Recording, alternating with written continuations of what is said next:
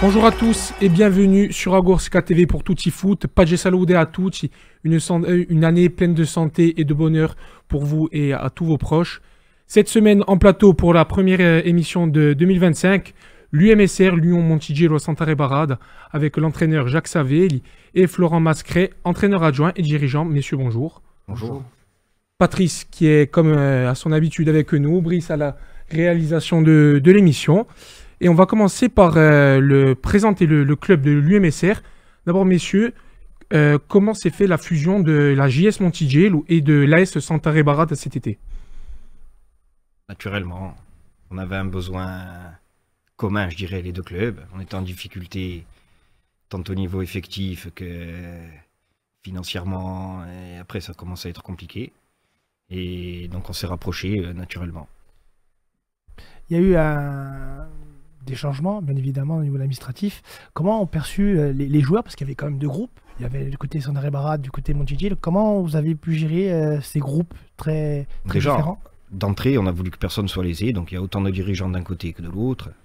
Donc, au niveau des bureaux, des dirigeants, de l'organigramme, il y a autant de dirigeants de Montigello que de Sant'Andrea Barad. Après, les joueurs, c'est une petite région, tout le monde se connaît. Ça s'est fait naturellement. Hein. Et au niveau des infrastructures, vous avez deux terrains, du coup, oui. Un terrain d'entraînement et un terrain de jeu. Comment ça se dispatche, je dirais, déjà au niveau des matchs officiels, bien évidemment, et au niveau des créneaux d'entraînement? Alors ça, on a les jeunes qui s'entraînent le plus souvent, je dirais, à Sant'Andrea Barad. Et la R2 s'entraîne à Montigello parce qu'elle joue à Montigello le dimanche. Ce qui vous permet d'avoir une surface naturelle d'un côté et une surface synthétique de l'autre côté. Mais vous pouvez jouer, enfin la R2 comme la R3 peut jouer à Sant'Andrea Barad ou à Montigello. Tout à fait. Ça n'a pas d'impact. Tout à fait. Allez, on peut passer au challenge Alex Stra. Il y a eu les tirages jeudi dernier à la Ligue Corse de football. Pour les principaux chocs, il y a le derby entre Lupino et Tog, le Niolo contre Pontelecce, le CB contre la Juventus, Sota contre l'AS Porto Vecchio, et vous recevez la Pieve di Lotto, une équipe que vous connaissez en Régional 2 puisque vous les avez battus sur cette phase allée 2-1. C'est un tirage... comment vous situez ce tirage du challenge? Ça va pas être un match facile, comme ça a été le cas en championnat. C'est sûr qu'on a gagné 2-1, mais dans un match très équilibré, très engagé. La Pieve, je pense que au vu de nos matchs allés, c'est une des meilleures équipes qu'on a affrontées depuis le début de saison. Donc voilà, on va les recevoir avec beaucoup de plaisir. Julien Candy, l'entraîneur de la Pieve, est un ami. Donc voilà, ça va être un super match à jouer pour les joueurs. Un bon match de niveau régional 2, pardon. Donc voilà, que le meilleur gagne. Mais c'est bien aussi dans un sens de se qualifier déjà pour passer le tour précédent, mais surtout de ne pas laisser de trou dans le calendrier pour permettre d'avoir une continuité de progression pour l'équipe et surtout pour pouvoir déjà avoir les points pour le maintien en championnat. C'est bien aussi de ne pas avoir ces trous-là dans le calendrier, ce qui permet d'avoir une continuité de travail. Tout à fait. Ça nous permet d'enchaîner, d'autant plus qu'on va être exigeant ce week-end. Il y a une journée de championnat, mais vu qu'on devait jouer contre le FJEB, on sera exigeant ce week-end. Donc ça nous permet d'enchaîner le 26 janvier avec ce match de challenge, puis d'enchaîner sur le 8e de finale de Coupe de Corse derrière. Donc c'est bien, ça nous permet de garder les garçons concernés à l'entraînement. C'est très bien pour qu'on puisse enchaîner de cette manière. On rappelle que le challenge Alex Stra engage les équipes de Régional 2, Régional 3 et Régional 4. Ça peut être un objectif pour vous d'aller chercher le titre en challenge, sachant que Bonifacio a gagné le challenge deux fois d'affilée. Comme on vous a dit, en fait, nous, on est un club nouveau, on démarre, on essaie avant tout de se structurer. On n'a pas d'objectif de résultat particulier. Bien sûr, après, on reste avant tout des compétiteurs. On essaie de démarrer chaque match avec l'idée de le remporter. Si l'occasion se présente de faire un beau parcours et d'aller loin dans cette compétition, c'est certain, on ne va pas la négliger. Après, on ne se prend pas trop la tête, je dirais, avec les résultats. Voilà. On reste des compétiteurs, mais on n'a pas d'ambition particulière ou d'objectif particulier à atteindre, que ce soit dans cette compétition ou en championnat de Régional 2. Allez, on peut enchaîner sur la régionale 3 qui a vu la défaite de la réserve d'AFA face à Calenzane, 5 buts à 1. Loupine, lui, s'est imposé 3 buts à 1 en déplacement du côté d'Orient et le CB s'est imposé 5 buts à 2 face à Antizan Tivetsagne. On le voit au classement, c'est Calenzane qui domine avec 36 points qui est premier. Le CB second avec 34 points et Loupine ferme le podium avec 28 points et on voit en bas de classement c'est Monticello qui ferme la marche, la réserve 11e avec 10 points. Pour les prochaines journées, la réserve de Monticello va recevoir le second de ce championnat, le CB. La réserve de AFA va recevoir Loum et Loupine lui va recevoir le leader Calenzane. Votre réserve est dernière. Bon, on se doute que l'objectif c'est le maintien, mais comment on gère, sachant que là, la réserve est un peu décrochée à 7 points du 10e qui est Lumio. C'est compliqué en réserve. C'est compliqué. C'est toujours le jeu, ouais, des réserves. Déjà, c'est compliqué dans tous les clubs d'avoir 2 équipes seniors. Nous, cette année, on a voulu laisser personne sur le carreau. Donc, on avait une quarantaine de licenciés et on a pris la décision d'engager les 2 équipes et on se rend compte que c'est compliqué. Il y a des joueurs qui s'attendaient peut-être à jouer en R2 qui ne jouent pas et du coup qui lâchent. Et on s'accroche. C'est difficile de trouver les mots justement pour garder un groupe assez compétitif. On sait qu'il y a des périodes comme ça dans le football amateur, c'est des périodes hivernales où il n'y a pas beaucoup de joueurs qui viennent à l'entraînement. Et on sait des difficultés, on le voit au niveau de votre réserve en tout cas, ouais. En championnat, de trouver les mots nécessaires pour essayer de remotiver une équipe justement avec ce classement qui n'est pas en faveur de la réserve. C'est déjà compliqué quand on n'a qu'une équipe. Alors quand on a une réserve, ça l'est encore plus. Entre les états d'âme des uns, des autres. Et après, c'est 2 clubs de village. Et à qui travaille, à qui part en vacances. C'est sûr que c'est compliqué. Hein.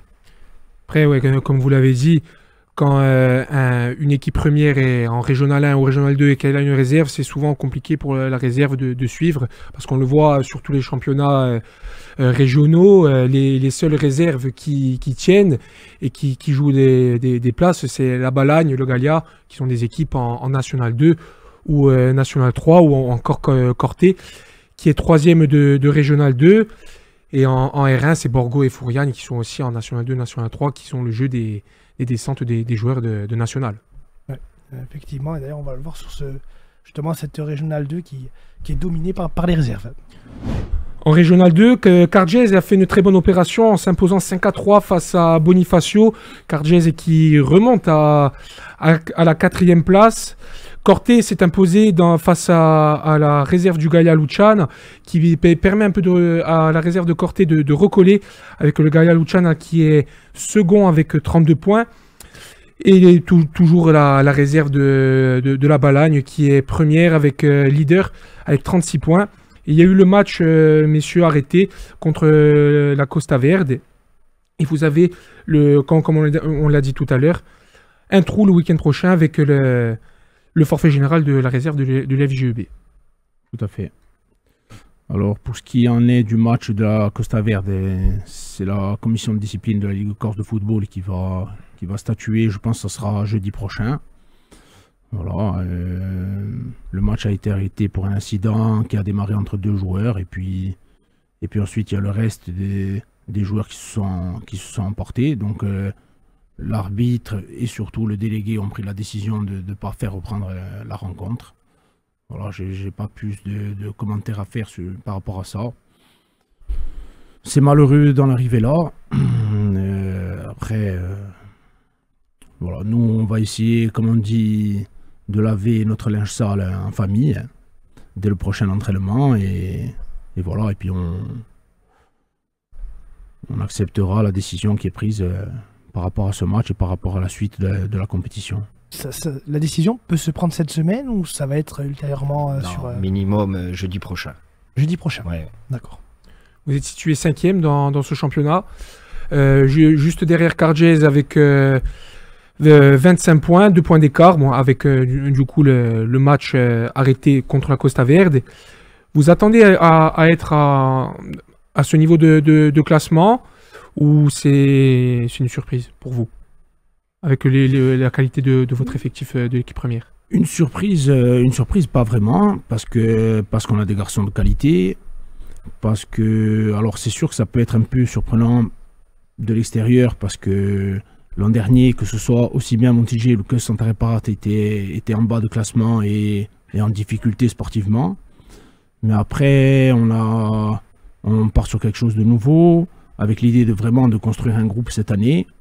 Comme je vous ai dit tout à l'heure, sans grand objectif sportif.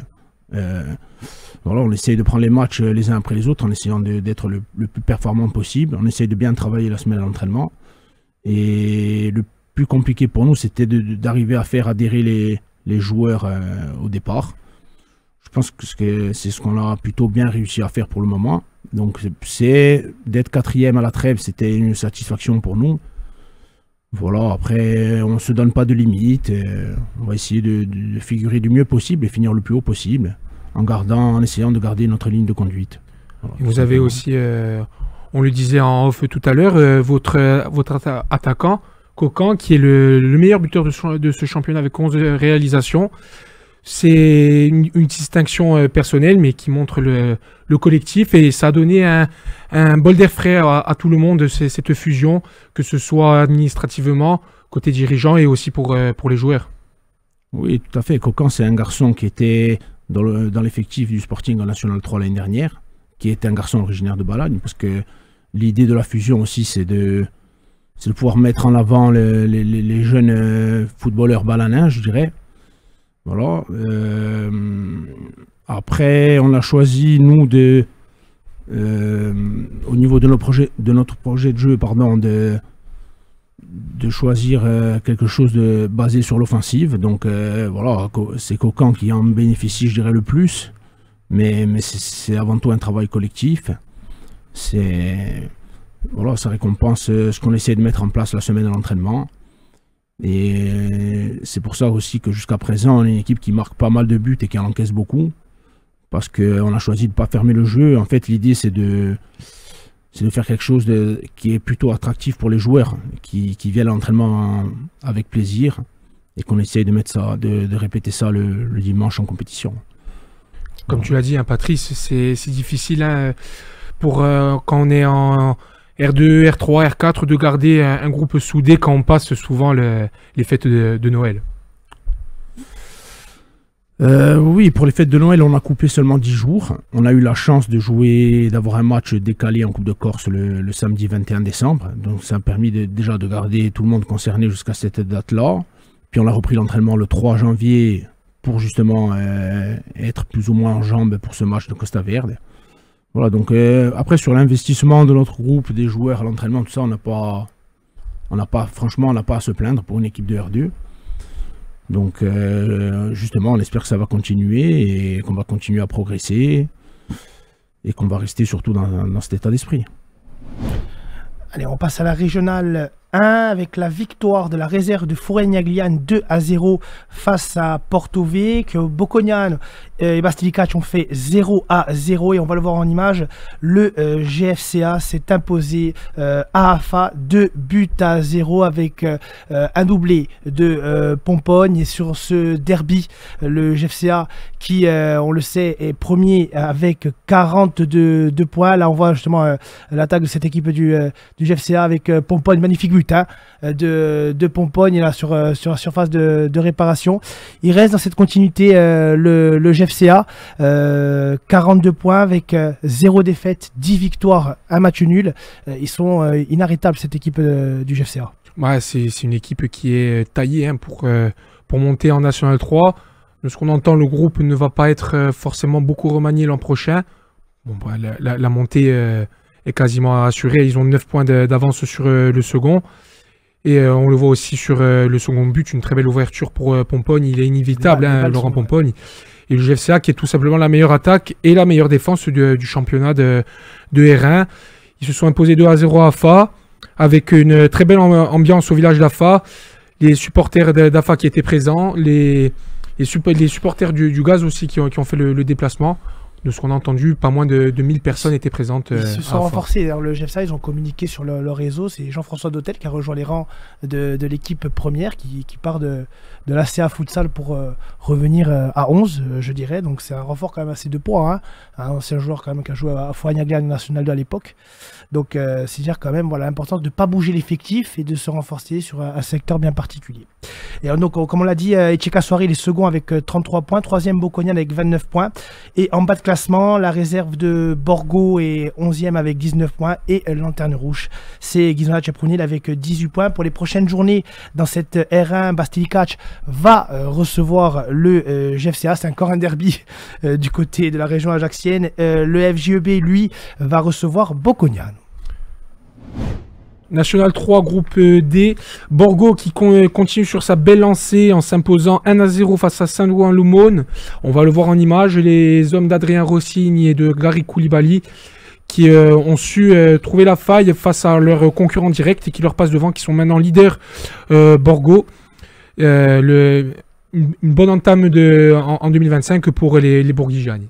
Ouais, belle entame, c'est vrai qu'il reste dans cette continuité, cette équipe des hommes d'Adrien Rossine, de Gary Koulibaly. C'est vrai que c'est important d'aller chercher ces victoires à domicile. On sait qu'aussi une montée passe aussi par des victoires à l'extérieur, mais c'est vrai qu'il reste dans cette continuité. On le voit qu'une seule défaite en 11 journées, c'est dire quand même le travail effectué par les hommes d'Adrien Rossine. Oui, sur un but, on le voit sur corner qui vient donner le but de la victoire pour Borgo, qui est premier avec 22 points. La réserve du Sporting a fait quant à elle à la SPTT Caen 2-2. La réserve de l'ACA a fait de même face au Grand Quevilly FC 2-2. La réserve du Sporting qui est 5e avec 19 points. Et la réserve de l'ACA est collée à 6e avec 19 points 6e. Allez, National 3, groupe J, le groupe du Gallia du Sud et de Corté. Le Gallia s'est incliné en déplacement à Rousset, 3-1. Villefranche, lui, s'est imposé au Sud, 2-1. Il y a un changement d'entraîneur du côté du Sud, on le rappelle. Et Corté, lui, s'est encore incliné en championnat face à Eugardise, 3-1. Et dans ce classement, le Gallia est 10e avec 13 points. Le Sud est avant-dernier, 13e avec 11 points. Et Corté qui ferme la marche, Lanterne Rouge avec 7 points, ça se complique pour les Cortenais. Oui, il y a un contraste assez intéressant entre la poule D où il y a Borgo premier et le Sporting 5e et l'ACA 6e. Et dans la poule J, le Gallia qui est 10e, qui est barragiste pour le moment, et relégable le Sud et Corté. C'est un contraste assez intéressant, messieurs, entre ces deux poules de National 3. Je pense que la poule du Sud, la poule de Corté, du Gallia est plus homogène que les autres. Alors on a toujours dit que cette poule est beaucoup plus dure. C'est des faits, ça s'avère vrai, parce qu'on le voit sur une autre partie, on voit la réserve de la C Ajaccio, la réserve du Sporting et Borgo qui sont dans le top 10, je dirais, ou le top 8 de l'autre groupe. Et c'est vrai que là, on voit Gallia, même si le Gallia est une équipe quand même, une continuité de travail assez intéressante, on voit quand même le Sud sur leur saison. Ça se complique pour eux. Et surtout Corté qui quand même la saison passée jouait jusqu'aux 4-5 dernières journées, jouait quand même les premiers rôles. C'est dire qu'on est toujours surpris par cette poule du Sud. Allez, on passe maintenant en National 2, groupe C, le groupe de Fouriagne et le groupe de la Balagne. La Balagne est 5e qui a gagné contre Épinal, 1-0, et Fouriagne a fait match nul face à Créteil 1-1. Balagne 5e, Fouriagne 8e avec 18 points. Il va y avoir le derby le week-end prochain, ce samedi à Herbajo, entre Fouriagne et la Balagne. C'est un beau match nul pour Fouriagne-Gliane du côté de Créteil, parce qu'on rappelle quand même que Créteil, c'est un budget plus conséquent que l'AS Fouriagne à Gliane. On rappelle aussi que Fouriagne a été amputé de leurs points au classement, c'est pour ça qu'ils se retrouvent 8e, on tient quand même à le rappeler. Mais c'est vrai qu'il reste cette continuité, et d'avoir fait match nul du côté de la région parisienne et à Créteil, c'est un excellent résultat pour les hommes de Romain Paturel. Allez, maintenant Ligue 2 et Coupe de France pour les clubs corses. On commence par la Ligue 2 qui était samedi dernier. Le Sporting dans le derby a étrié l'AC Ajaccio 4-0 et vient pointer à la 8e place. Le Sporting avec 25 points. L'ACA est 17e avec 15 points et qui est décroché de 3 qui est 15e à 6 points des asséistes. Messieurs, vous qui suivez le Sporting et l'ACA dans cette Ligue 2, Sporting qui lance bien son année 2025. Juste avant, je t'interromps, il y a aussi un match précédent qu'on n'a pas dit. Il y a une défaite à Grenoble aussi pour le Sporting, 3-2 qui ont été cruels. C'est vrai que le Sporting s'est bien rattrapé pour ce derby. Je ne sais pas ce que vous en pensez par rapport à la physionomie de ce derby. Je pense que, notamment même par rapport au match contre Nice en Coupe de France, que le Sporting est armé pour finir dans la première partie de tableau. Après, l'ACA, ça va être beaucoup plus compliqué. Avec tous les problèmes qui s'accumulent déjà au niveau sportif de par leurs résultats et puis au niveau administratif et financier apparemment aussi. Donc ça va être une saison très compliquée pour qu'ils arrivent à se maintenir. Et non, le Sporting, moi je suis confiant, je pense qu'ils vont finir, ils ont largement la possibilité de finir dans les 10 premiers. En plus, l'ACA qui va recevoir pour la 19e journée. Ça va être un match. C'est un match capital pour l'ACA. Ouais. Vous imaginez, pour l'ACA, on parle de tournant en janvier, c'est dire vraiment la crise sportive. Après la crise administrative et financière, c'est autre chose. Mais rien que du côté sportif, se dire qu'il va avoir un tournant sur le courant janvier face à ce match, face au Stade Malherbe de Caen, c'est dire quand même l'importance. Parce que si Caen gagne cette rencontre du côté de Michel Moretti, je pense que pour l'ACA, ça va. Les jours suivants vont être très difficiles. Et le Sporting va se déplacer à Amiens, qui est aussi un concurrent direct, même s'ils sont 13e. Il y a 2 points qui séparent le Sporting et Amiens. Ça va être vendredi à 20h. Et le Sporting aussi a joué hier soir contre Nice pour le derby méditerranéen. Le Sporting qui s'est incliné 1-0. Mais quel match! Un match très très solide de la part des hommes de Benoît Tavenot. Ouais. On va écouter aussi, parce qu'on a eu l'interview de François Modeste qui a donné le coup d'envoi fictif du match hier soir à Armentières, et aussi les interviews de Lisandro Tramogne, Julien Maggiot, Anthony Roncaille et Tom Ducrot. Donc le Sporting ce soir avait certes n'est pas qualifié, mais on a vu quand même une équipe de Ligue 2 qui a fait quasiment jeu égal pendant toute la partie et qui aurait pu avoir le sort qui bascule de son côté à un moment donné. Exactement, parce que c'est la première fois que je viens au match depuis 10 ans et j'ai vu un beau Sporting. Ça joue à terre, ça provoque, ça a eu beaucoup d'occasions. Dans l'engagement, ça a été très bon et c'était correct. J'ai vu pas mal de bons joueurs, j'ai vu du beau jeu. Je suis très content parce que le stade il était plein et puis en plus, Sporting aurait dû remporter cette victoire contre une Ligue 1. Nice en championnat, ils sont très bons avec un très très bon entraîneur. Et on a vu que ce soir, le Sporting pouvait passer le tour. C'est la coupe, c'est comme ça. C'est dommage parce qu'ils ont vraiment mérité, mais on est très fiers d'eux parce que vraiment ce soir j'ai vu du beau jeu. J'ai vu vraiment, même du côté du Sporting, avec un entraîneur que j'ai connu au centre de formation et qui après nous avait aidé en pro. Vraiment, voilà, je suis content pour lui, pour Fred, pour le club parce que vraiment on a vu du beau foot. On a vu du beau foot. Je pense que ce soir, au-delà de ce coup d'envoi que tu as donné symbolique, mais qui avait beaucoup d'importance ce soir pour tout le monde, et c'est pour ça que tu as vu comment le public a réagi lorsque tu as donné ce coup d'envoi, et ça fait vraiment plaisir à tout le monde. Je suppose que toi aussi, tu étais content. Moi, je suis très content. J'ai été invité par le club. Ça faisait 10 ans que je mettais plus le pied au stade parce que bon, je travaillais énormément. J'étais à l'étranger en tant que directeur sportif, et être reçu comme ça par les dirigeants du club depuis hier et aujourd'hui par mon public, ça fait toujours chaud au cœur et c'est important parce que voilà, moi je suis de Bastia, j'ai grandi à Bastia, à Loupine, ça a toujours été mon rêve de commencer et de finir ici. Je l'ai fait et puis être reçu comme ça par mon public, c'est une chose qui me touche énormément. Je suis très content et j'espère qu'il y aura encore des joueurs corses comme j'ai vu ce soir et que ça continue avec cette mentalité, mais ça fait vraiment plaisir parce que j'ai vraiment été très très bien reçu par le club. Mais ça, n'en doute pas, François. Comme tu l'as dit, c'est un match où le football, chacun a eu, je dirais, son moment. Nice l'a mis, nous, on aurait pu le mettre à travers le penalty, même dans le jeu, peut-être qu'on aurait pu avoir de meilleures finitions, mais un match où ça a basculé, c'était vraiment un match qui tenait à pas grand-chose. Ah, rien. Si nous on marque le penalty, je pense qu'après c'est difficile pour nous de revenir parce que les matchs de Coupe de France c'est comme ça. Après moi je pense qu'il faut rester sur l'image que l'équipe a donnée et sur un beau derby. Parce que ça fait plaisir de voir un derby comme ça, engagé des deux côtés. Après Nice l'a remporté, mais bon, Bastia n'a pas démérité. Et je continue à dire que si, voilà, le chemin il est long. Il y a le championnat qui encore vendredi, mais ceux qui sont en train de construire les dirigeants avec Fred et avec Benoît, eh bien, je suis vraiment très content parce qu'on voit qu'il y a vraiment de l'avenir. Il faut les laisser travailler et puis s'appuyer sur ces jeunes-là et faire confiance aux gens qui sont au club et en espérant que le club petit à petit remonte et espérant qu'un jour on retrouvera la Ligue 1. Alors maintenant, parle-nous un peu de toi, parle-nous un peu de ton actualité. On sait que tu es un personnage, je dirais, international dans le foot européen, que tu navigues un peu à droite, à gauche, que tu es très demandé. Où tu en es aujourd'hui?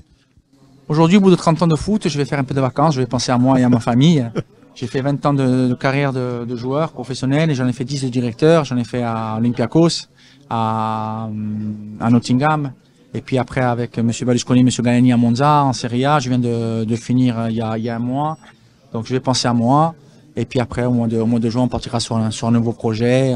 Mais pour l'instant, un peu de repos parce que le foot, c'est ma vie, ça restera toujours ma vie, c'est ma passion. Je vis de ça, mais à un moment donné aussi, il faut penser à soi. Et c'est pour ça, comme ce soir, c'est un moment agréable. Et si j'aurais encore travaillé, j'aurais pas pu venir à ce moment-là. Donc François, le football, c'est quelque chose que tu as 12 ans. Ouais. Donc tu vas être un peu avec nous, tu vas rester un peu en Corse. Je vais rester 10 jours en Corse, je vais profiter bien de ma famille, des amis et de Bastia, parce que c'est ma ville et je suis parti très jeune.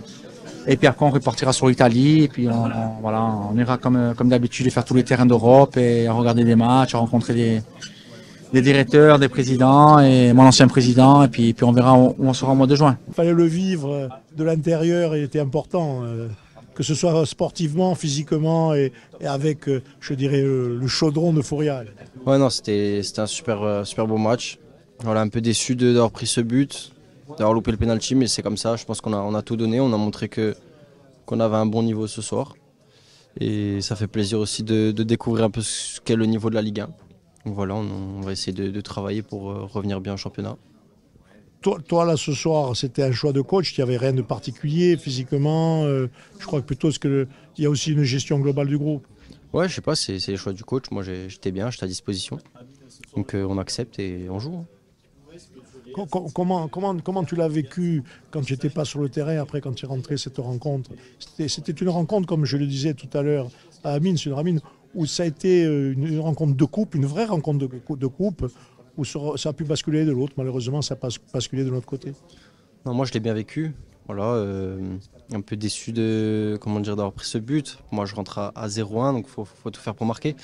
C'était un peu compliqué. On a essayé, on n'a pas réussi, mais c'est comme ça. Voilà, je pense qu'on a manqué un peu d'efficacité devant le but, ce qui nous fait un peu défaut en championnat aussi, mais on va travailler là-dessus. Justement, au niveau du travail, ce soir, on a vu que le groupe pouvait se hisser au niveau d'une équipe de Ligue 1.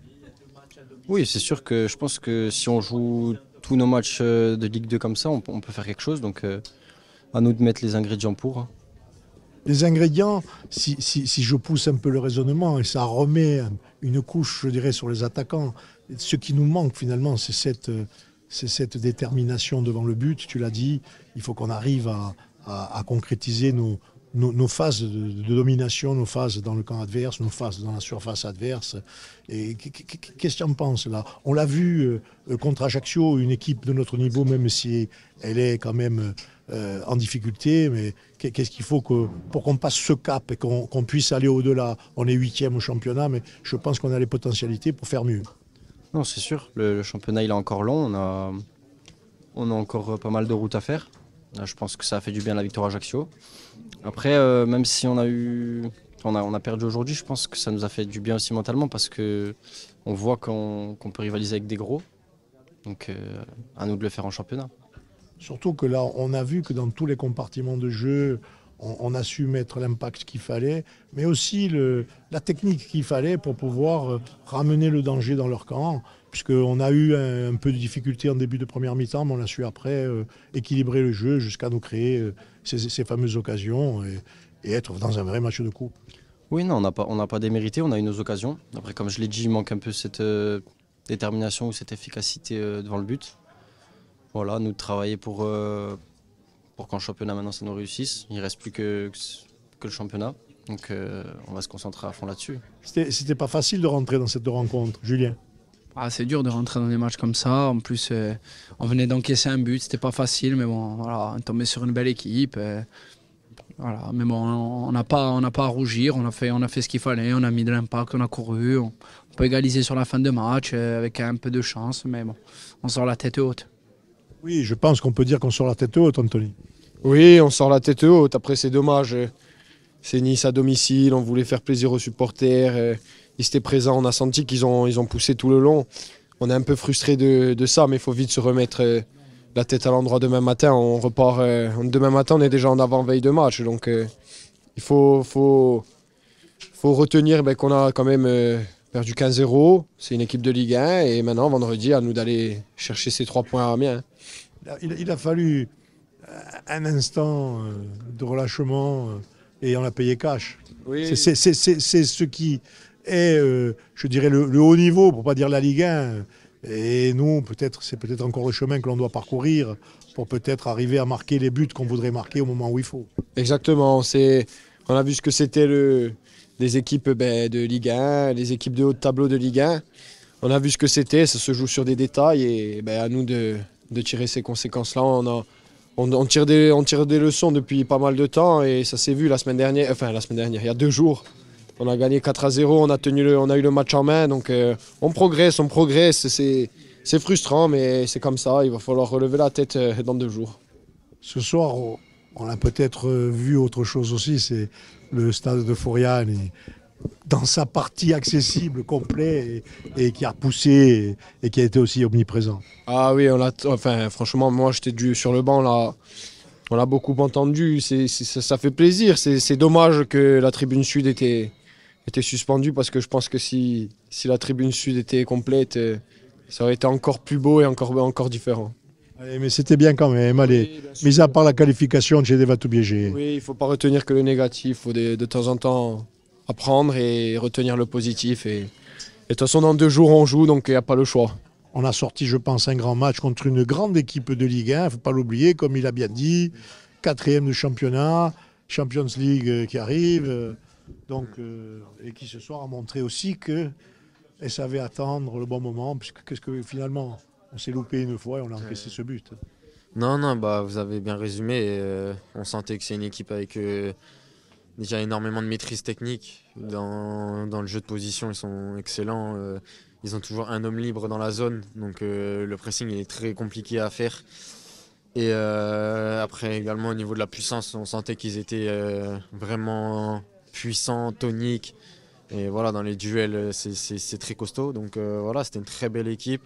Après nous, je pense qu'on a fait le match qu'on devait faire. Malheureusement, ils ont été efficaces sur l'action qu'ils ont eue.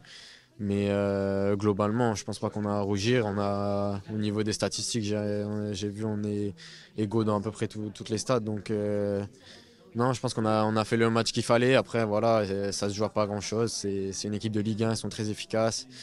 Et voilà, hein, c'est le foot de haut niveau. Football de haut niveau, mais malgré tout, il faut quand même rappeler qu'on leur a empêché de développer leur football pendant, je veux dire, 99% de leurs actions. Il y en a eu.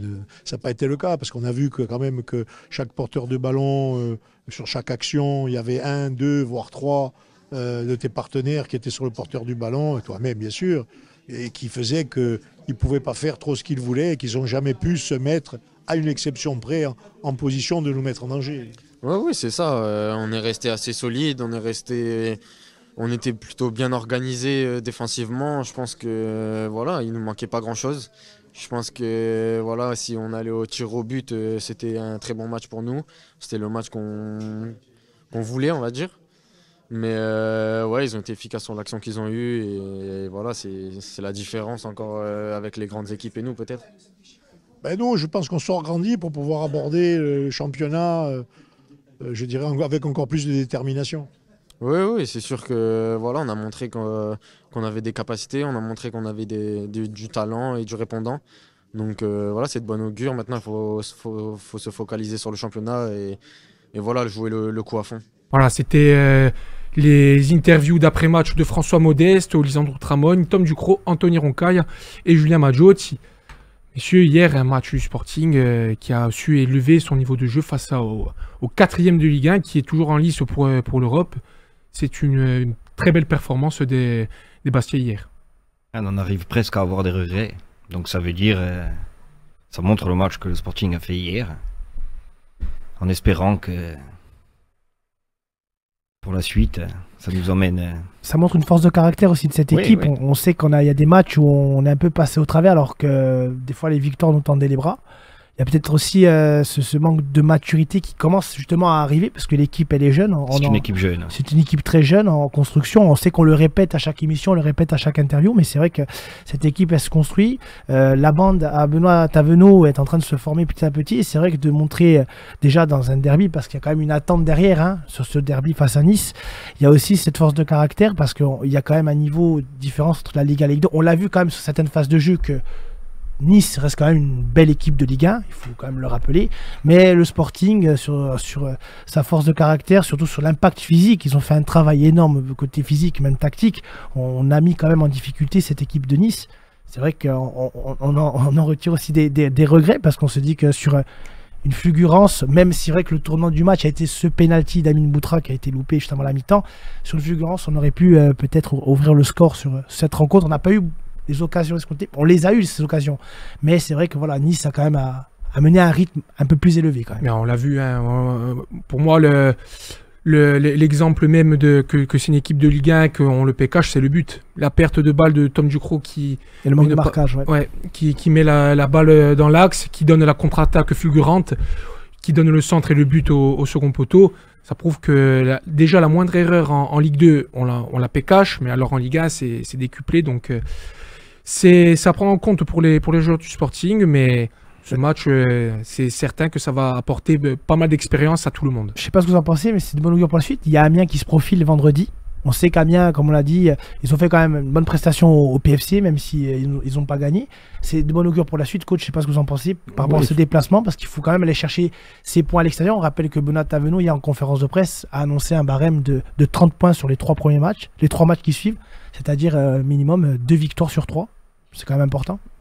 Il va falloir surtout garder la même détermination, en sachant que Amiens, ce ne sera pas un derby, ce ne sera pas une équipe de Ligue 1. Et il faut pas mettre moins d'intensité, moins d'engagement que ce qu'ils ont mis hier soir. Après, s'ils gardent ce même état d'esprit, il n'y a pas de raison qu'ils ne ramènent pas un résultat positif d'Amiens. Je pense que le match le plus compliqué, justement, sur les 3, entre l'ACA, Nice et Amiens, c'est celui d'Amiens. Oui, c'est vrai que c'est vrai, parce que la redescente après on peut dire le supplément d'âme qu'il y a eu contre l'ACA et contre Nice, la ferveur populaire va redescendre un peu, les esprits vont un peu s'apaiser, il faut faire attention à leur redescente, c'est sûr. Au niveau, juste, je veux bien terminer sur ce match face à Nice, il y a quand même quelque chose qui malheureusement fait qu'on n'a pas pu avoir une ambiance, on a eu une grosse ambiance, mais cette tribune sud qui a été coupé à moitié, c'est vrai que on l'a vu, donc nous on était du côté de la Nord, qu'on commente les rencontres, mais c'est vrai qu'il y a un impact en moins quand même si la Ouest était complètement bondée, c'est vrai que ce stade était à guichet fermé, c'est vrai que c'est quelque chose d'assez particulier de se dire qu'on a une moitié de tribune qui est ouverte, ça donne une pression moindre, je dirais, pour l'équipe adverse. Je ne sais pas ce que vous en pensez par rapport à la pression. D'autant plus qu'il y a une tribune en travaux. Et une tribune en travaux. Ça fait 1,5 de fermé, quoi. Donc, hier, il y avait quasiment 10 000 personnes. Et la moitié de la tribune sud et plus la tribune est, ça fait quasiment 6 000 places. C'est quand même assez conséquent. La tribune sud qu'on va retrouver pour le match face à Metz, parce qu'on rappelle que Bastia, après son déplacement face à Amiens, reçoit 2 fois Pau et le FC Metz.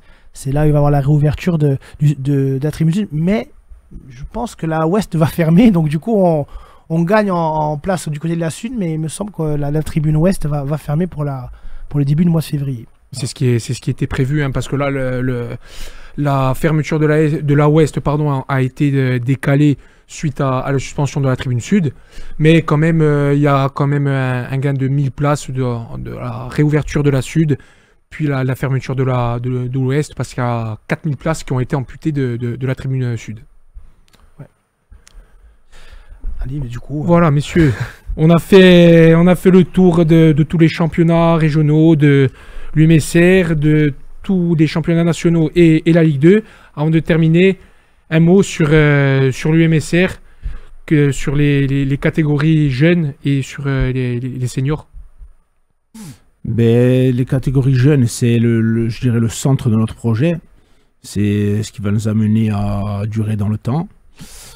Il faut qu'on arrive rapidement à continuer à structurer le club, ce qu'on a entamé depuis le mois de juin. Il va falloir qu'on arrive rapidement à augmenter notre nombre de licenciés dans ces catégories. Essayer de développer les catégories à 11, c'est-à-dire les U16 et les U18 dans un futur proche, je dirais. Voilà, parce que le centre le centre du projet, c'est de pouvoir donner la chance aux jeunes footballeurs balanins d'accéder à l'équipe première. Après, sans avoir d'ambition démesurée, si c'est en R2, ça sera en R2, voire peut-être en R1, j'espère, dans quelques années. Mais voilà, l'idée principale, l'idée directive, c'est celle-là. Ce qui va permettre ces catégories de jeunes de pouvoir bien structurer et surtout de pouvoir rentrer dans les normes en cas d'accession. Alors peut-être pas cette saison parce que on voit la domination de ces équipes réserves, mais d'ici peut-être la saison prochaine d'avoir un objectif autre et de pourquoi pas accéder à la R1 pour avoir d'autres ambitions pour le club. Oui, tout à fait. Concernant l'équipe de R2, l'idée c'est de continuer à la développer, d'essayer. Là, pas plus tard qu'hier, on a récupéré un garçon justement qui était licencié au FC Balagne. Voilà, c'est de continuer à faire progresser. Faut dire aussi qu'on a un groupe très jeune, avec pas mal de garçons qui étaient licenciés à Centre-Épate l'année dernière, qui ont une moyenne d'âge de 19-20 ans. Moins de 20 ans. Ouais, de moins de 20 ans, donc c'est quasiment la moitié de notre effectif. Donc on va s'appuyer là-dessus, continuer à les faire travailler, à les faire progresser, et essayer rapidement d'amener d'autres garçons du club, issus du club, vers l'équipe première. Et d'être, mais c'est tout ce qu'on vous souhaite pour le futur. Messieurs, merci d'avoir répondu à notre invitation, d'avoir fait le déplacement dans nos studios. Patrice, merci. Brice, merci pour la réalisation de cette émission.